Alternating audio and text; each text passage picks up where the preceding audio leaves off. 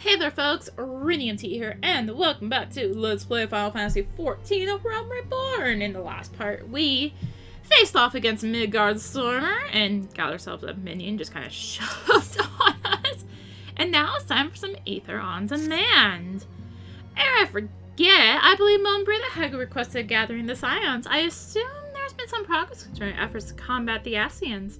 But I inform her that our business with the Ishgardians is concluded for the moment.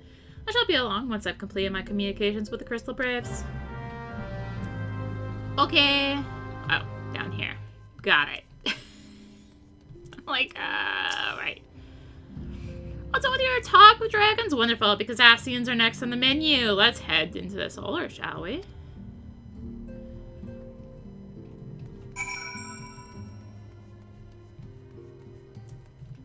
Let us head in.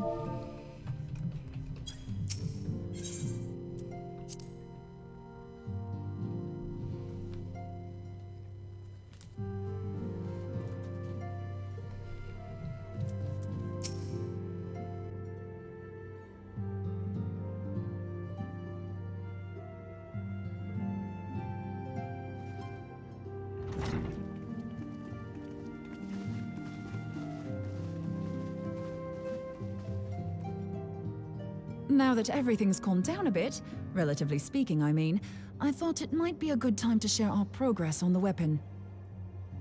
I believe we're on the verge of a breakthrough. Well, don't keep us all in suspense.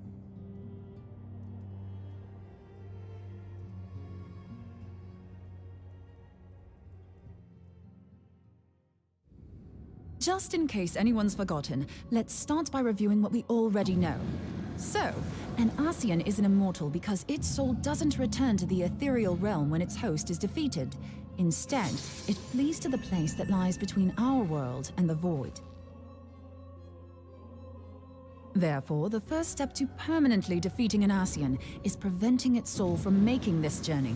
And if you recall, when we last gathered here, I had verified that white auracite has adequate capacity to entrap the beings, albeit only briefly. Which left the small matter of their extermination. Aye. To unmake an Ascian soul, one must needs smite it with a concentrated burst, or blade, of purest ether. However, we wanted for both the data and the means to forge such a weapon. Short of experimenting on an actual Ascian, you see, there's no way to gauge how much ether its soul is made of. As such, we don't know what etheric density our blade needs to have in order for it to work. So we'll just have to make the densest blade we can and hope for the best. Though that would require a lot of ether. Hang on a minute. Why didn't we think of this before? White auracite can hold an absolute heap of ether, can't it? Please tell me you're joking. God's sakes, Ida. I feel as though I'm reliving the same scene over and over with you. How many times do you need to be told that white auracite cannot store ether for long periods? Being intangible matter, ether is given to dispersion. Only in its crystallized form is it a stable source of energy. I will test you later on this, so see to it you do not forget. Right, yes. It's all coming back to me. So our hopes rest on good old crystals again, do they?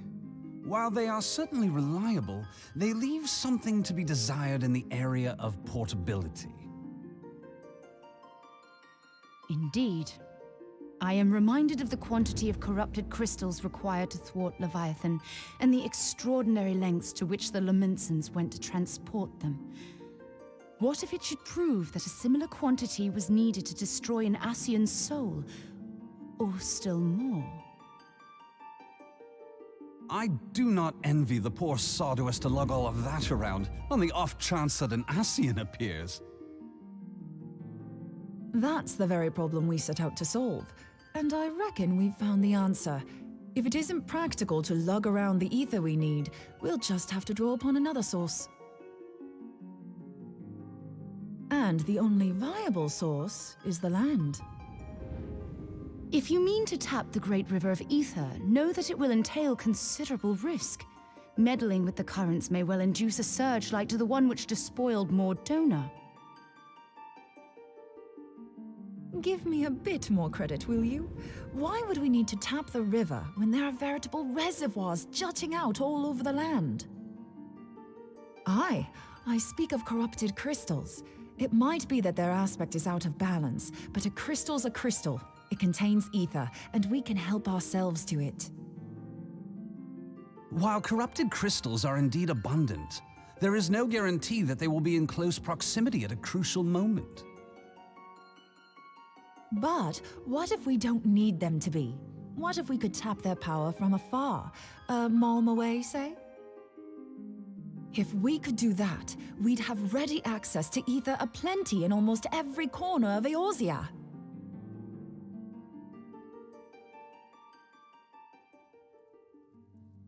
I've yet to put my theories to the proof, but I've got a good feeling about this. If no one has any objections, I'd like to see where this avenue leads. If you think it worth your while, you have my blessing. But tell us, what are your theories? I, for one, am most eager to understand the process, however vaguely.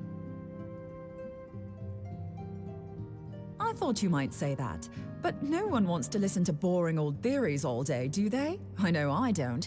So with your permission, I'd like to try something a bit more hands-on.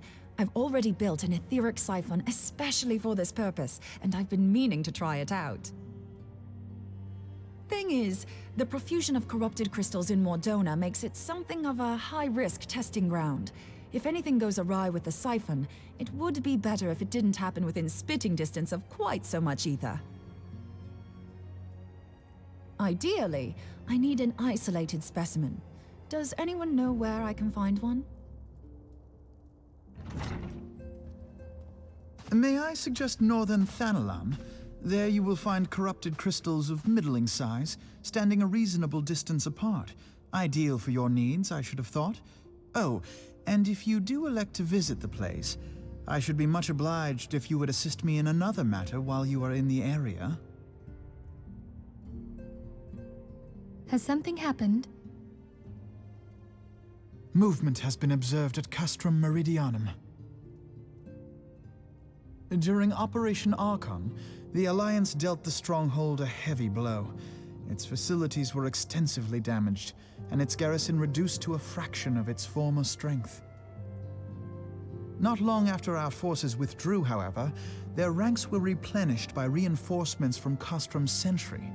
They now seek to rebuild, and to this end they have their sights set upon the ceruleum processing plant. Having lost the Empire's support, the 14th Legion lacks the resources to sustain itself. To them, this is a bid for survival, and they will doubtless fight like desperate men. Though I have dispatched the Crystal Braves, I fear their strength alone may not suffice to stay the Imperial assault. I would request the Scion's aid in the defensive effort. If I didn't know better, I'd say you were trying to inveigle us into fighting your battle with the promise of shiny crystals. Well then, consider me inveigled. I won't lie, the crystals you speak of sound perfect, so the Garleans have to go. Besides, we can't afford to beat about the bush. There's no telling when the Ascians will next appear. Thine eagerness to hurl thyself into the jaws of danger cometh as little surprise. Exercise due caution, I prithee.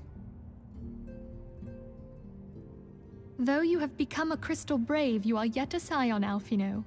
We could hardly refuse you. Pray, join the Crystal Braves and lend them your support. Thangred and Papalymo shall accompany you.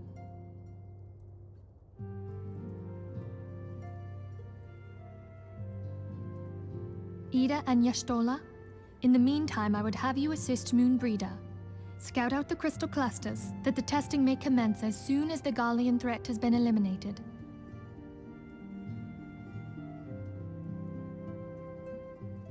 If it please you, I shall continue mine own experiments on white aurosite. Thank you, Urianger. Everyone, pray see to your preparations and depart as soon as you're able. Go well, and be safe.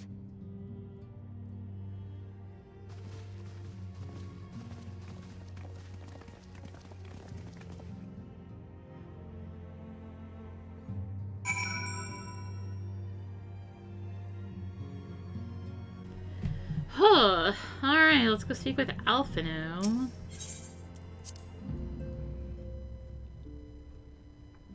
Because, you know, of course we're getting wrapped into other stuff. Well, we're in the middle of other stuff, and it would seem that events have once more considered to rob us of rest and recuperation. Though I would wish it otherwise, I must ask that you head straight away to the processing plant.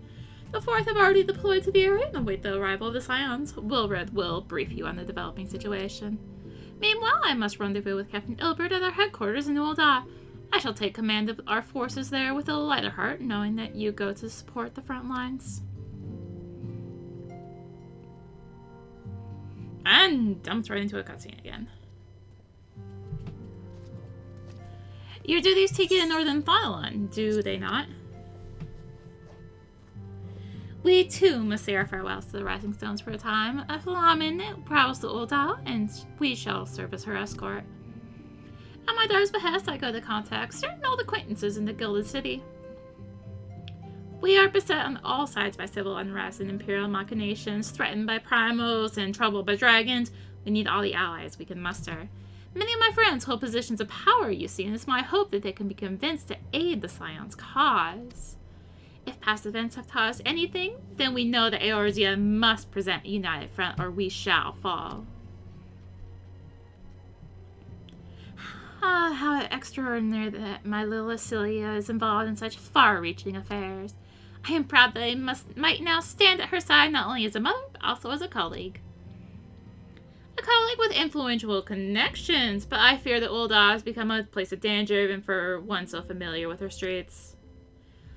Woe betide the blackguard that so much as glares in your direction, my lady. Oh yeah, look at me. I shall be well protected, it seems. Shall we be on our way, then?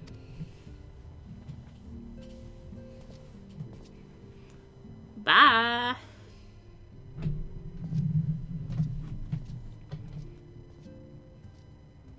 Oh, I also forgot the nod and smile. Nod and smile.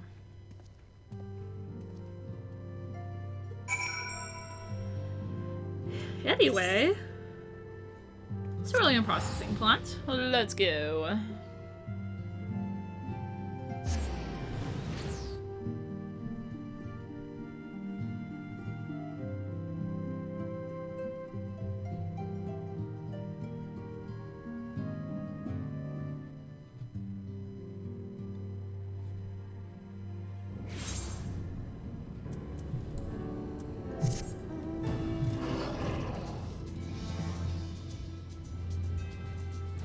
There you are, hiding behind a building.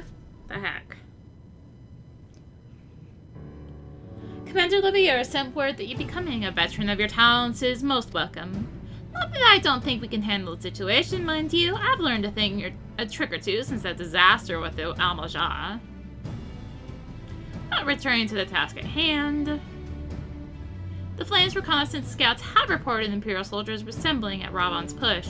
Such a force is likely interested in only one thing, getting their hands on the resources found here at the processing plant. The Garleans could begin marching us at any moment. Any time, moment, whatever. Pray speak with Lieutenant Edelstein that we might coordinate our counter-strategy. In the meantime, I'll inform the others that you have arrived. No doubt will be a welcome tidings.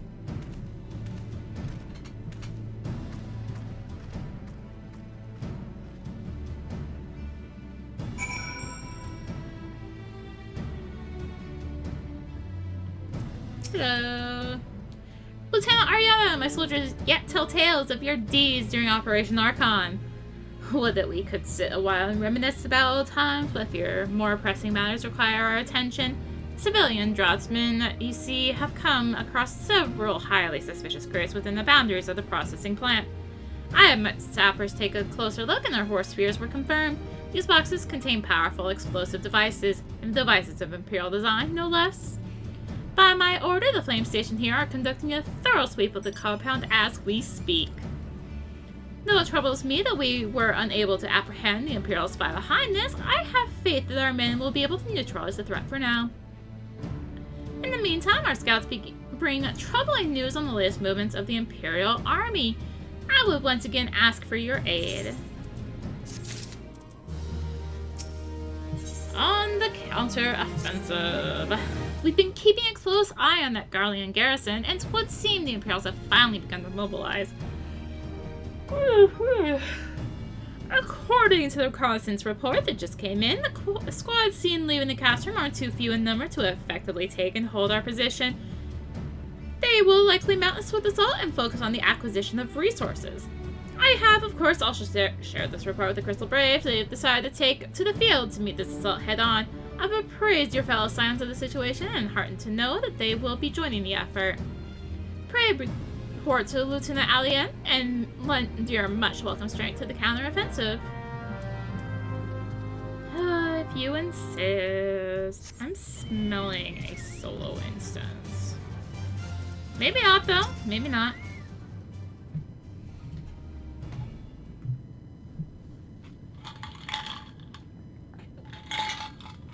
Glad to have you with us, Arya. I'm sure Lieutenant Edelstein has explained the Garleans have deployed a small force from Castor Meridianum. Their main column assembles to the north near Dalamat's Talons, but we've also spied several squads attempting to conceal themselves on the approach to the west. They wish you to rush forth and commit to battle with the main column, leaving the detached force free to raid the plant and pillage supplies. Not much of a strategy, but these are desperate men. Captain Dilbert.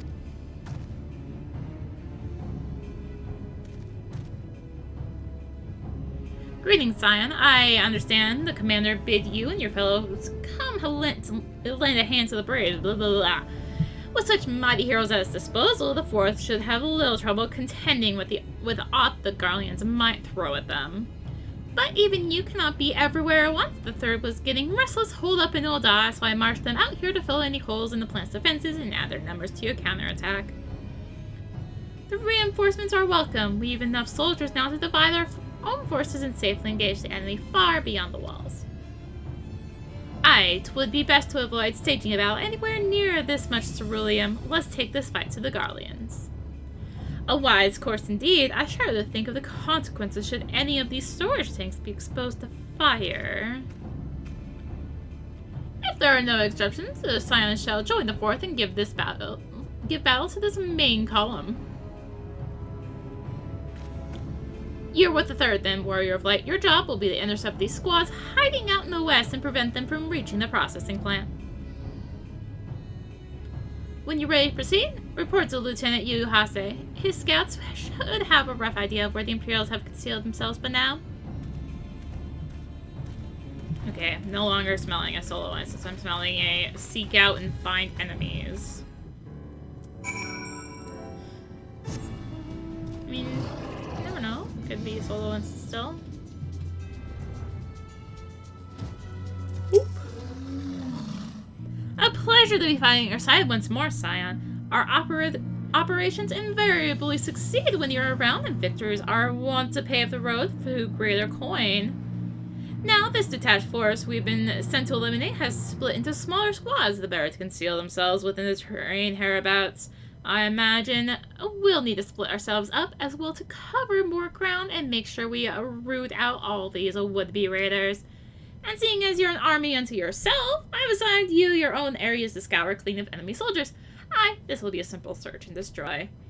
We'll rendezvous back here when the task is done. Happy hunting, Scion! Yep. Literally a go find and kill the enemy down here. On this bit over here, literally. Hello. Pleasure to see you here today. I shall AoE you down. No, don't do that. Not very nice. Not very nice at all. How dare you put up a rampart? Make me do less damage, grr. Oh, you gotta go find the next one. Charge! It's behind this rock. Hello. Seriously, this is not really much of a hiding place. At least the other one was like a hiding place, sorta. I am Magitech. See if I can not aggro the Earth Strike. This is like the test. Ah, I did it. Dang it. No, not slow. Oh. I got slowed. I don't like slow. It makes me punch slower.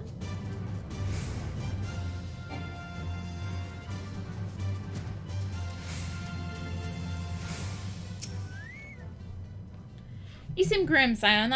I'll take that to mean that between us, more than a few Garleans won't be making it back to the castrum.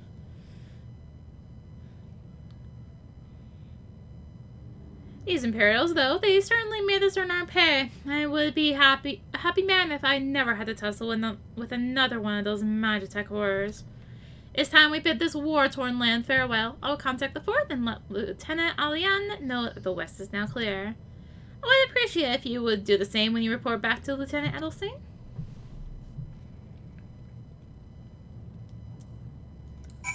Okay.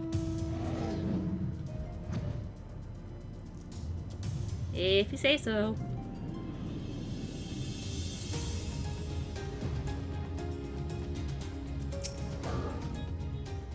Lieutenant Ariana, what news of the Garleans? Their raiding parties are no more than excellent. The Amagina engineers will be most relieved to hear that the plant is no longer in any immediate danger. Thank you again for your assistance. An uninvited Ascian. You must be anxious for word of your fellows. Lieutenant Ascian has reported the sound victory over the main column and informs me that the Scions have already turned their attention to other duties. Although one, that is, the Rogadin lady with the large axe, 'twould appear she has chosen to remain at the side of the battle. I don't know what task keeps her from returning to civilization, but Northern Donald is no place to wander alone, even for a capable sort such as her. I would certainly feel better about things if you could check in on her before you continue on your way.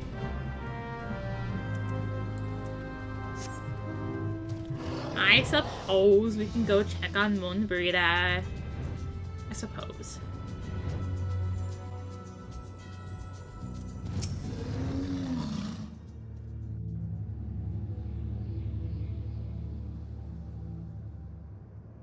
Hold on, I won't be a second.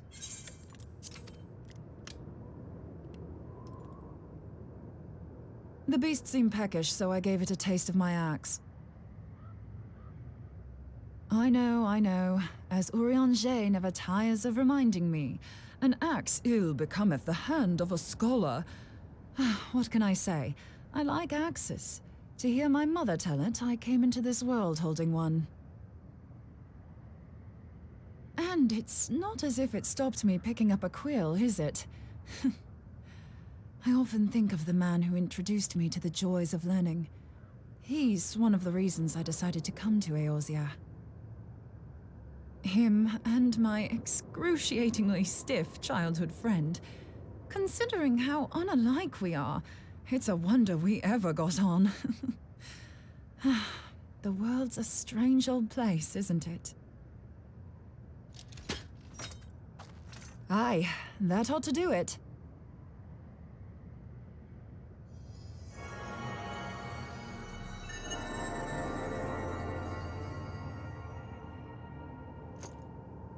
So far, so good.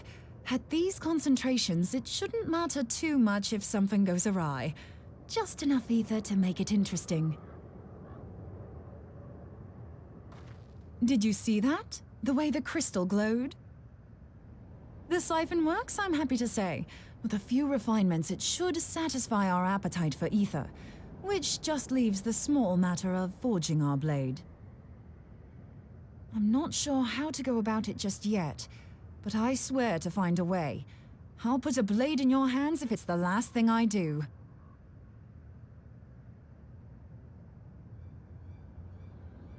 She senses me, a useful talent.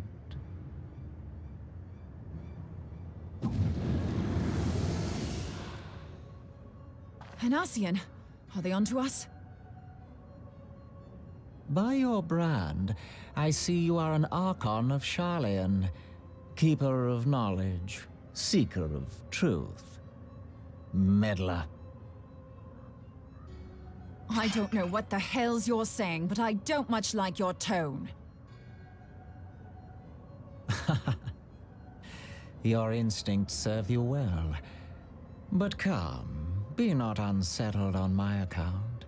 That lovely brow was not made for frowns. But I waste my breath. Let me direct my words to one who understands them. We meet at last, warrior of light. I am Nabriales. And you have long been a thorn in my side.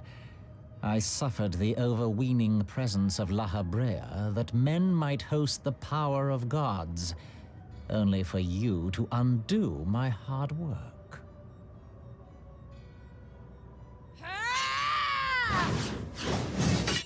Oh, bugger.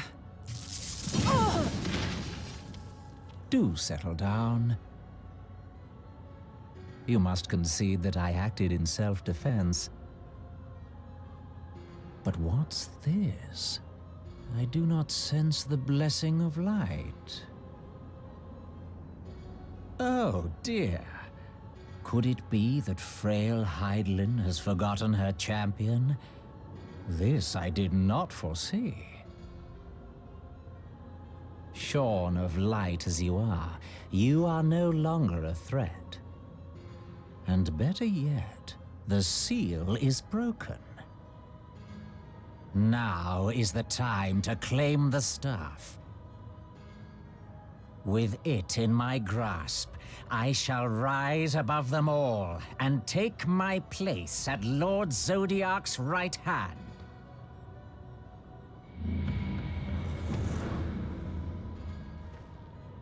What did that bastard want with us?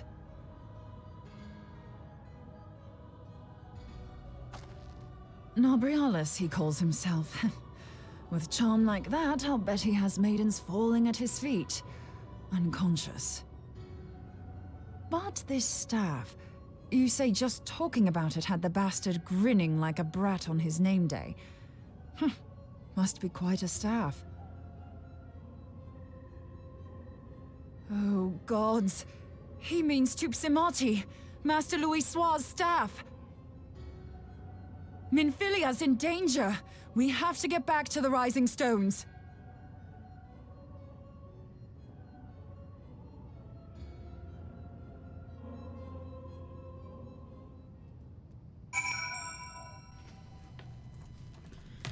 Yes, ma'am. Let's go back to the Rising Stones.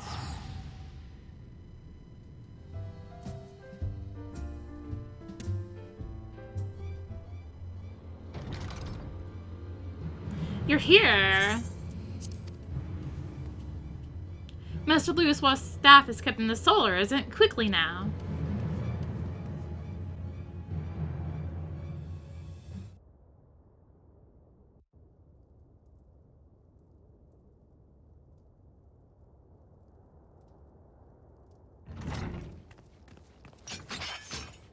You two.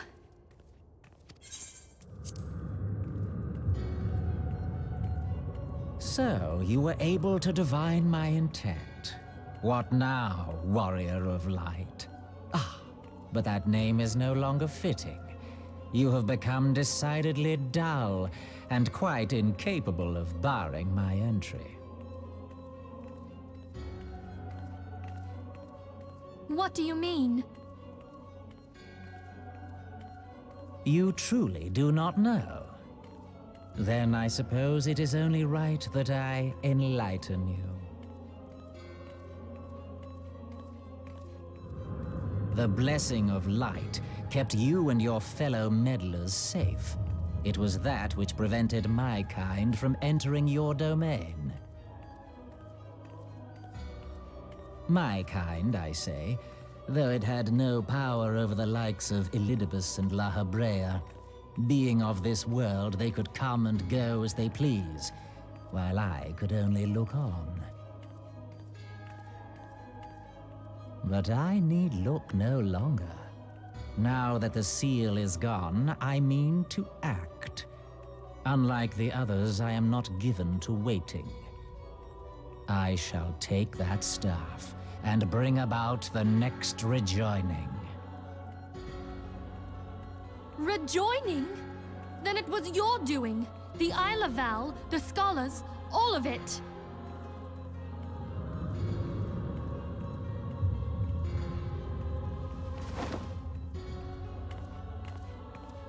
You will not harm her!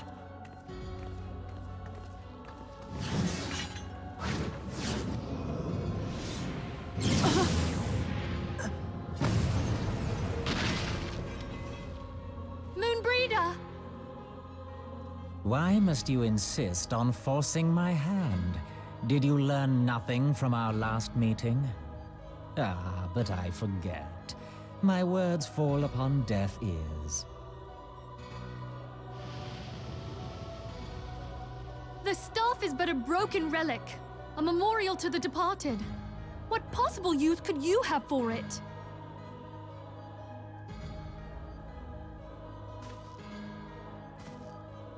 What use? You mean to say that all this time you kept the key, never knowing what it was you possessed?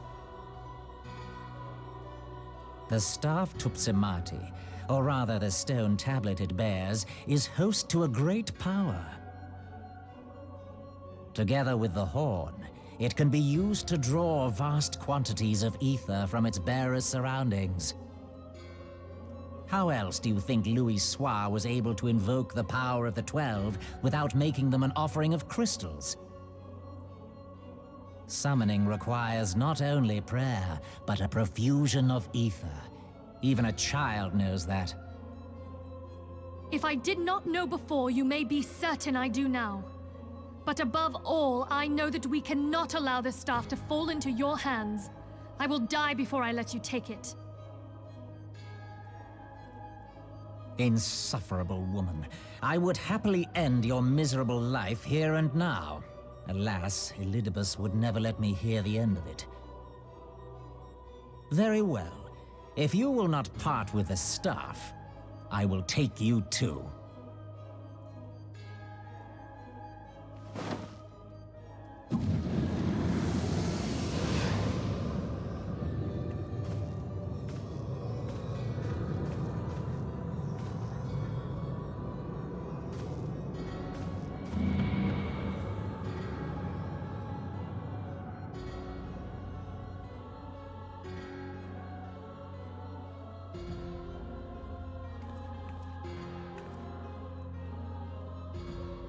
After them!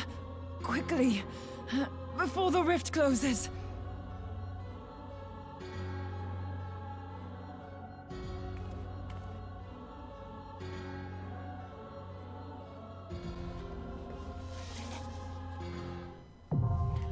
The Chrysalis is now accessible. Nodding and smiling intensifies. Actually forgot this was here. I knew it was coming. Just hit the wrong thing. That's what I wanted.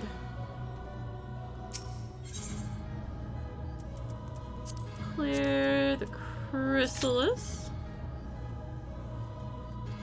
So creepy.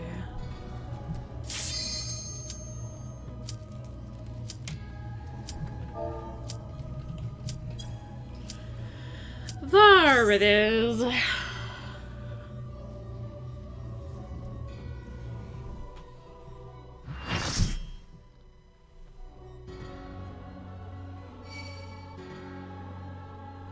Hopefully people won't leave.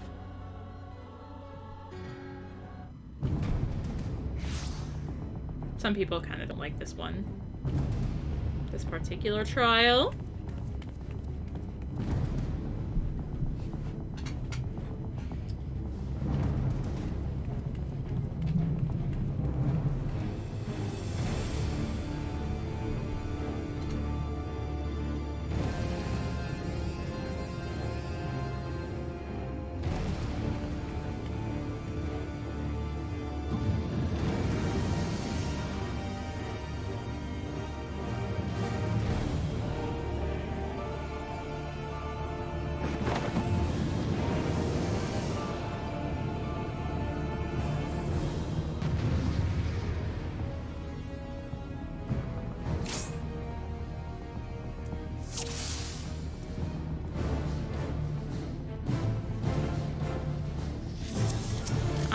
Alright, so Nabrialis, the Chrysalis. Mainly a spellcaster. Ideally, the tanks will kind of do that. It's going to be doing double and triple on spells, and those are going to be its essential tank busters. Because, well, those hitting multiple times really hurts, and he's going to port away like this, and start drawing and writing from powers of ruination, something, deepest pits of abyss. I summon thee. Where is a spot I can grab? They're all taken. So you want to kind of swap between these two different colors that are appearing here. You ideally do not want to group up like that, because then you have two people getting the same buffs, which is annoying.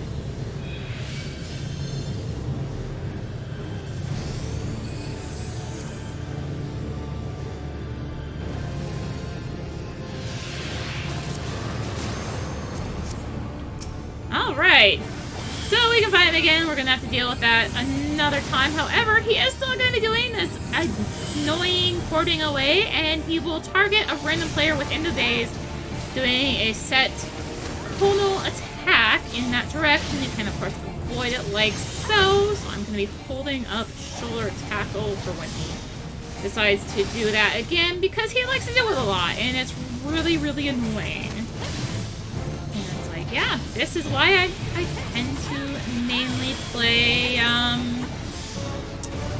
rank characters. Yeah. And there he goes again. So, end of days. And he's probably about to do it again right after I just... Nope, he's going triple. This is when it really hurts. Yeah, he's going triple spark. We're gonna really hurt on the tank it hits. Oh, didn't hurt too bad. They got enough defenses up, it looks like.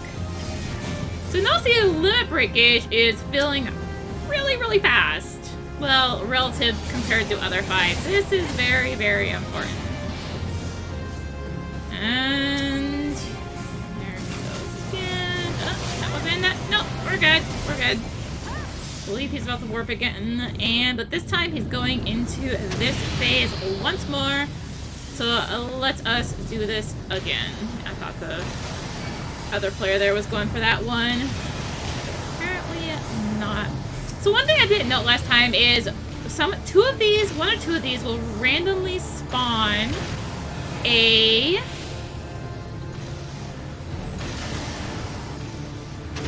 shadow sprite.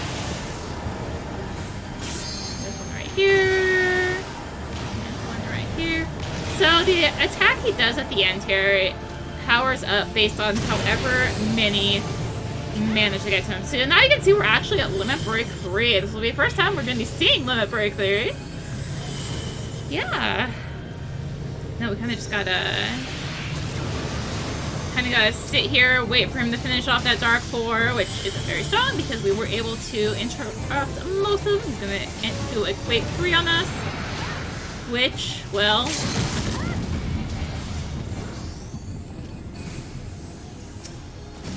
Why is the summoner using the limit break?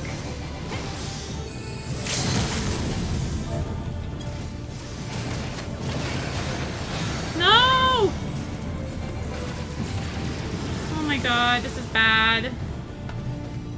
This is really, really bad.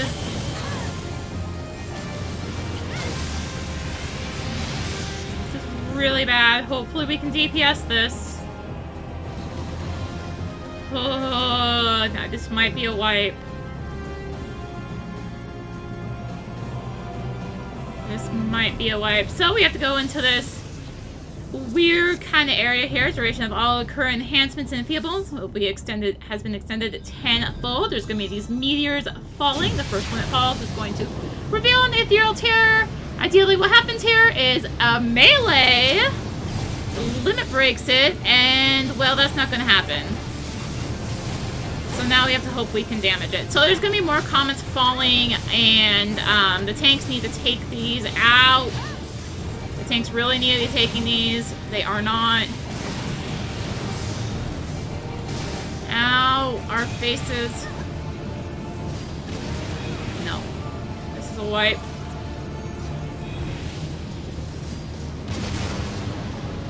This is a wipe.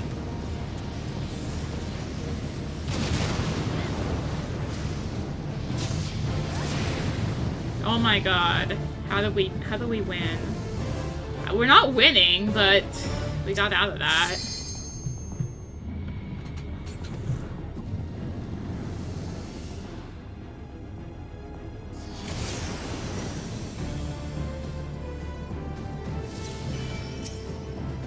I don't have anything to say.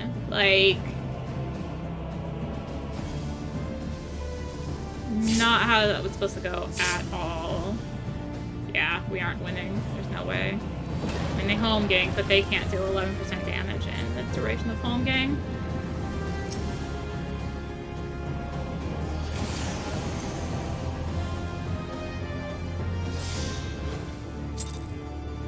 Nice countdown.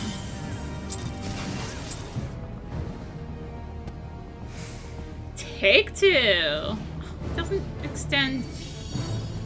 Well, extended twin snakes, but it doesn't extend my stacks. Ah.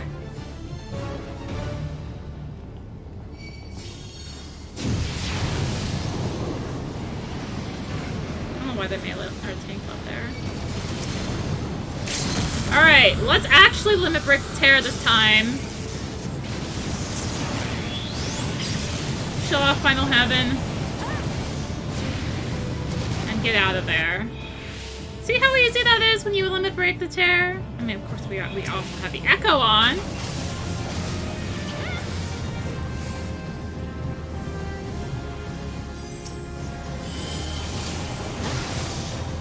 But, you know, details. Details. So, no, I had to do that.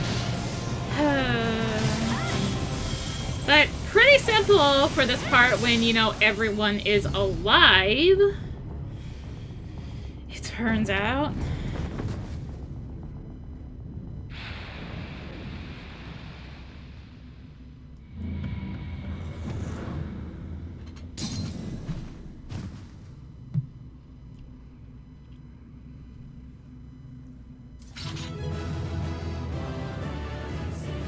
Pretty simple once you get out because he's so close to dead. And of course we're also doing 10% more damage. But you know. Details!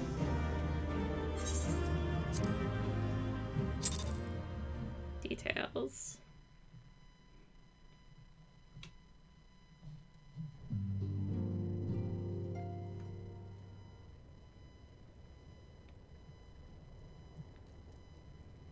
Those like three notes that happened there. What the heck? Thank the 12.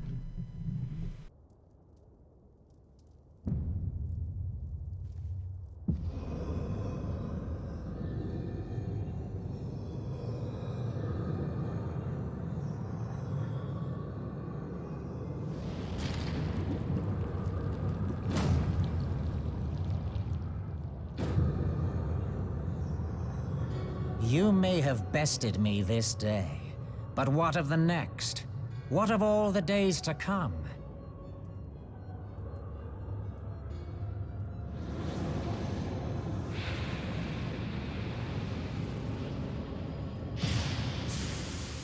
Remember, Light no longer holds sway here. I may return whensoever I wish, again and again and again. Eventually, you will falter, and the staff will be mine. Until next time, scions.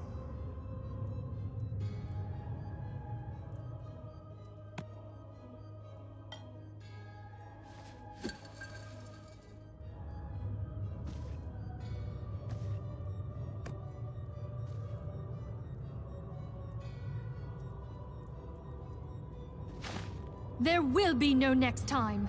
This is the end.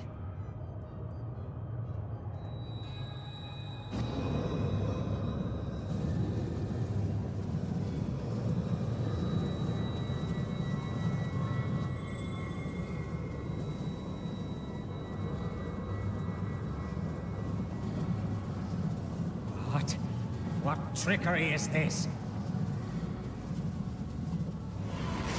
No. No! You cannot! No!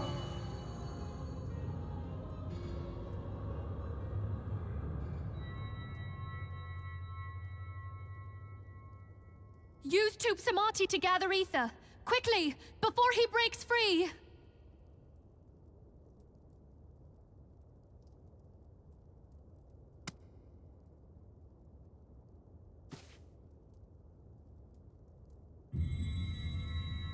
Concentrate!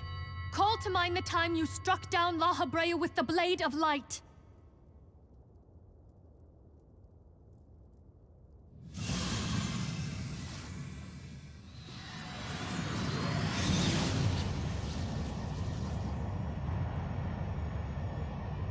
Why won't it work? Is it because we lack the blessing of light? Damn it. So much ether. And it still isn't enough.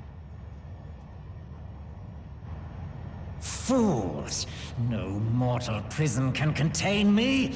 I shall make you pay for your insolence!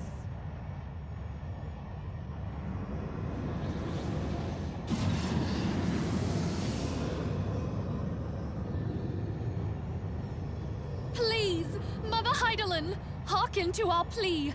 Lend us your divine light.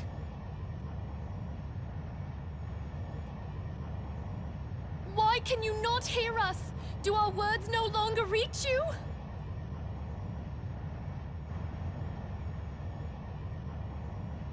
If only we had a bit more ether.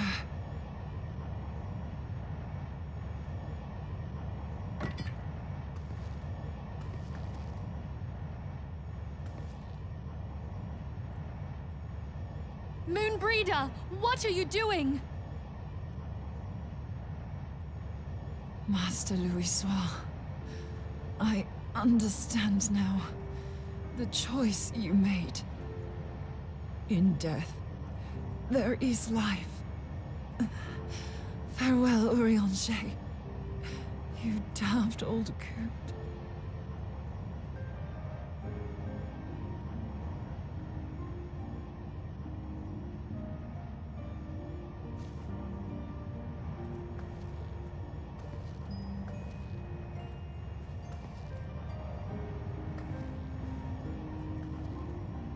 Moonbreeder, no! You mustn't!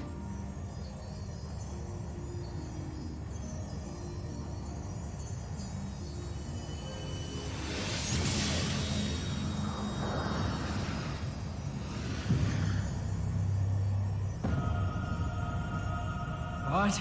No! It cannot end! I am eternal! I am immortal!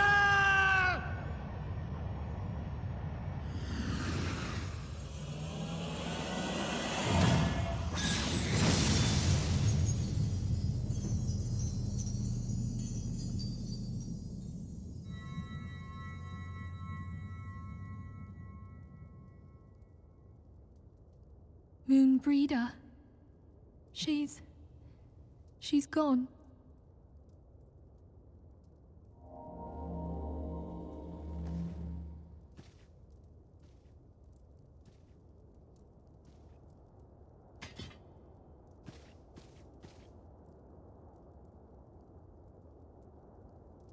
You did it, my friend. The Ascian is dead.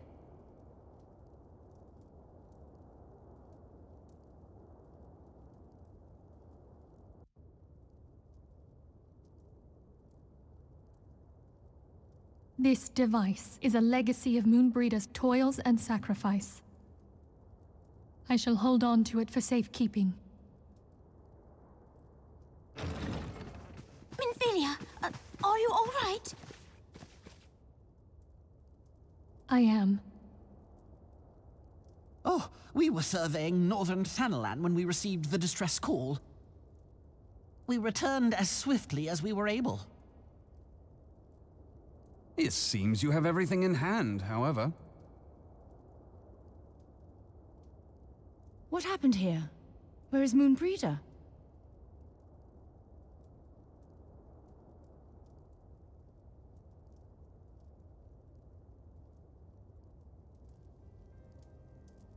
She gave her life to temper the Blade of Light.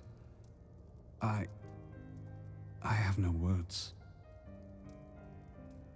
Rather than await the inevitable, she took her fate into her own hands. Does Urianger know?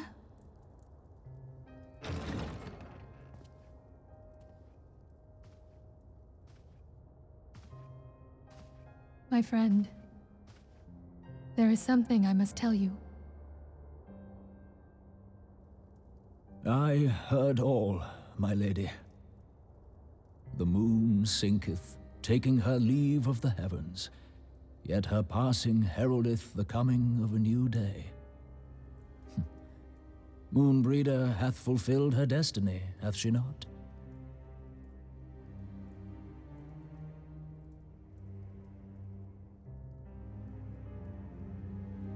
Long ago, far across the seas in the Charlayan motherland, Moonbreeder and I did study under the sage tutelage of Master Louis Soir. Full oft did he impress upon us that knowledge existeth to serve the greater good. This sentiment, however, was contrary to the nation's policy of neutrality, which censured intercedence in the affairs of foreign lands. In spite of vehement opposition, he founded the Circle of Knowing, and journeyed hitherto the heart of Eorzea. Through his noble sacrifice was the realm spared its doom. Yet this great soul, whom all should rightly have honored, was branded a pariah in his own land. His peers did accuse him of forsaking his duty as a man of learning, and of meddling in the course of history. When he left Charlayan behind, Master Louis Soir gave no word to signal his intent to Moonbreeder. Close as they were, as master and disciple, she was deeply wounded by the sudden exclusion from his confidence. Above all, however, she was confused. Try as she might, she could ill comprehend her master's motive.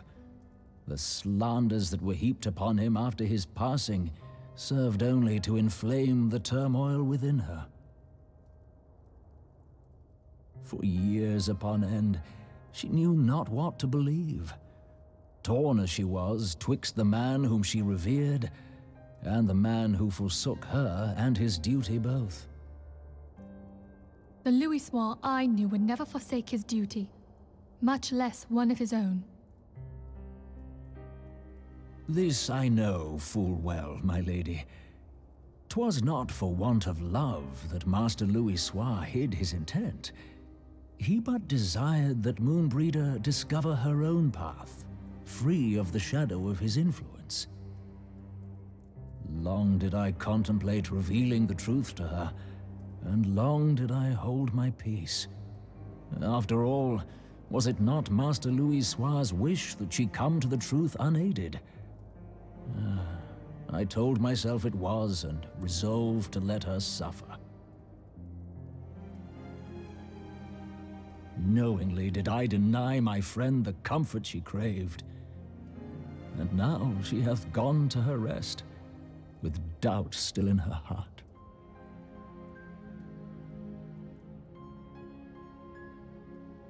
Speakest thou in earnest? Did Moonbreeder truly come to understand Master Louisoix's will before the end? The realization hath set her free.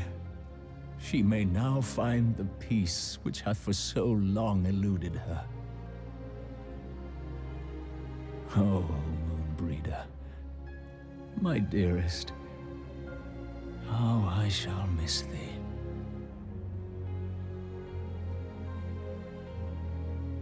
Moonbreeder gave her life that we might possess the means to defeat the Ascians. Her sacrifice must not be in vain. Let us continue her work on the Blade of Ether and see it to completion. My lady, I would mourn Moonbreeder in mine own way. I beg your permission to return to the Waking Sands. Of course, my friend. Take all the time you require.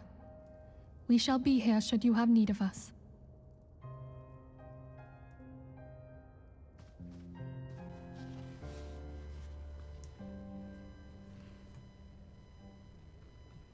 Oh, hello. You're out of cutscene. Can't really nod and smile to this one, can we?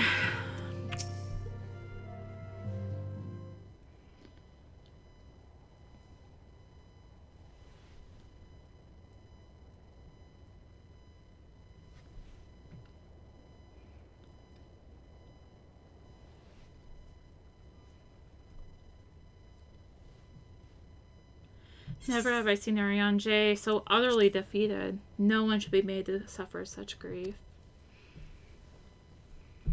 We shall gather in the Charlian Manor to celebrate Moonbreeder's life and mourn her passing.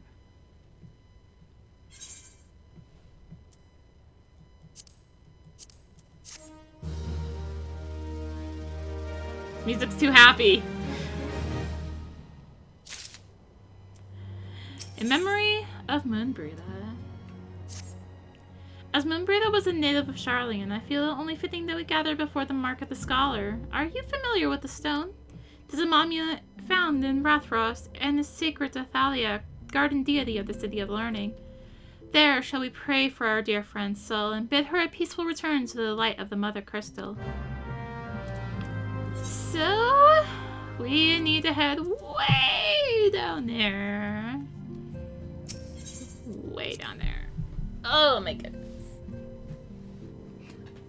Meanwhile, I need to stretch like really badly. Holy heck. Remember, getting up and stretching is good. Just being a chair all day is bad. It's just a person playing FF14.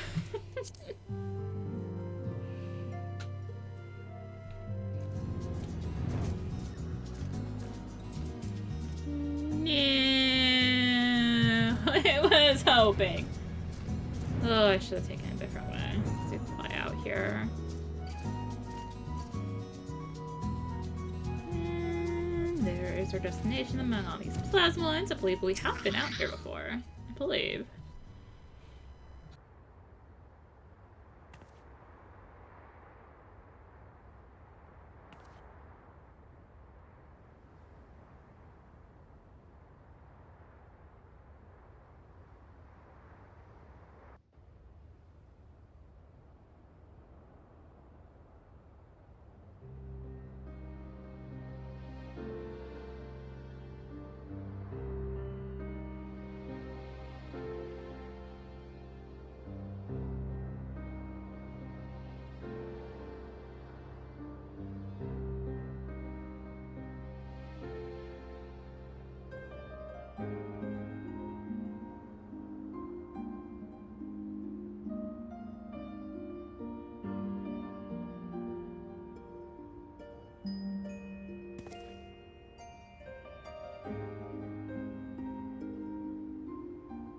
Forgive me, Moonbreeder.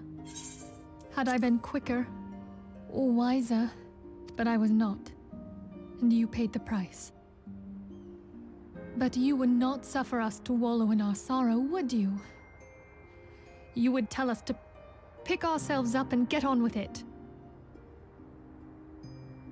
And so we shall. We shall defend this realm and her people to the last.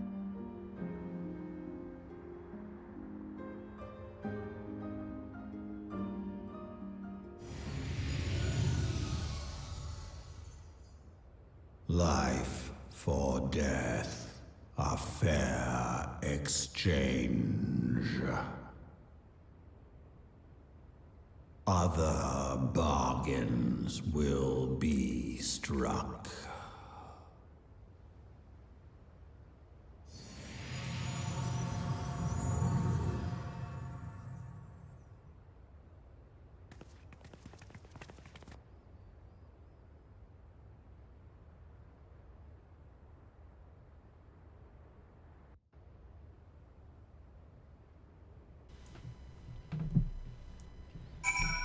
All that just to be told to go back to the Rising Stones.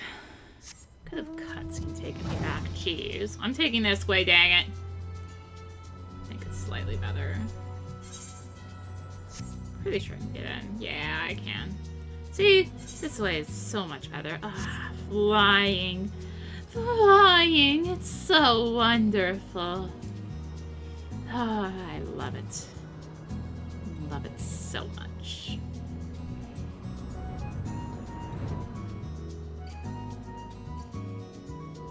Anyway,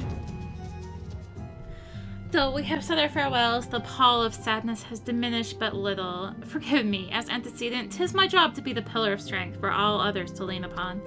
Yet I also believe the grief we feel now is precious in its own way, and not to be lightly swept aside. Do you not agree, Arya?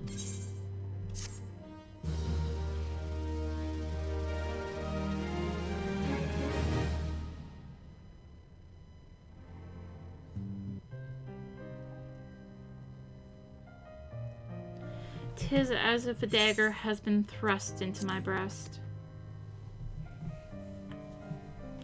But 'tis a pain we must learn to bear if we are to forge ahead with our duty. The battles we have fought have taken the lives of so many. Louiswa, Moonbrita, our fellows at the Waking Sands. Their spirit and dedication to our cause, however, will not be lost as long as we rise to fight once more. Tried to not yawn, what the heck? I hardly need remind you of this, of course. 'Tis for my own benefit that I repeat these words, a reaffirmation of mine own chosen path.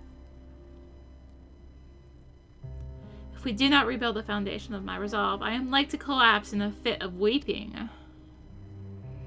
My apologies again, Arya. There is no other to whom I could display such weakness.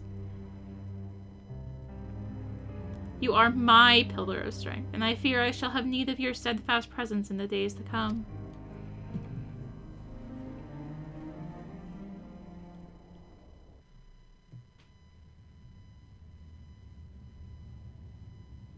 A victory won, a comrade lost. To honor the fallen, the living forge ever on, towards the light of a new day.